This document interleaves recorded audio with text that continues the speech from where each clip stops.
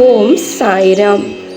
எனதருமை பிள்ளையே, யாரோ ஒருவர் நீண்ட காலத்திற்கு முன்பு ஒரு மரத்தை நட்டதால் இன்று ஒருவர் நிழலில் அமர்ந்திருக்கிறார்.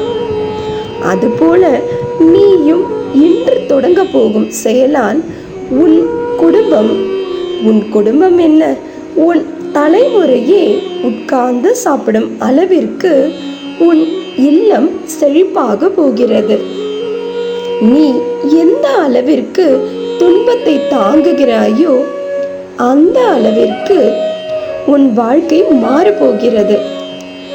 தளராத இதயம் உள்ளவனுக்கு இவ்வுலகில் முடியாதது என்று எதுவுமே இல்லை. எதற்கெடுத்தாலும் போய் அடுத்தவர் மீதும் பொறாமை, அடுத்தவர் பொருள் மீதும் பொறாமை, நேரம் கிடைக்கும் போதெல்லாம் உல்லாசமாக நண்பர்களுடன் கேளிக்கை. இப்படியாப்பட்டவனே உன்னிடமே திமிராக, அதுவும் உன்னுடன் இந்த சாய் இருக்கிறேன் என்று தெரிந்தும் திமிராக தன்னம்பிக்கையுடன் நான் ஜெயிப்பேன் என்று சொன்னவனுக்கே நான் வெற்றி கிடைக்க செய்துள்ளேன் உன் சாயப்பா. அப்படி இருக்க வெகுளியான குழந்தை நீ, உனக்கு வெற்றி தரமாட்டேனா? உனக்கு தராமல் வேறு யாருக்கு செய்ய போகின்றேன்? இப்படிப்பட்ட உன் உறவினரிடம் இருந்து தள்ளியே இரு. அவர்களின் பொல்லாத பார்வை உனக்கு ஆபத்தை விளைவிக்கும். இனிதான் அவர்களுக்கு என் ஆட்டத்தை துவங்க போகிறேன். உன்னிடமே வந்து ஏதாவது வருத்தம் தெரிவித்தால் நீ அதை கண்டும் காணாமல் செல். வீணாக அவர்களுக்காக அழாதே.